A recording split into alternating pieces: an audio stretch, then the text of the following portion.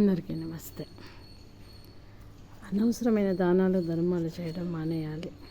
ఎంత మనం మంచి చేసినా ఎదుటి వారికి అర్థం కానప్పుడు అది అనవసరం అన్నమాట.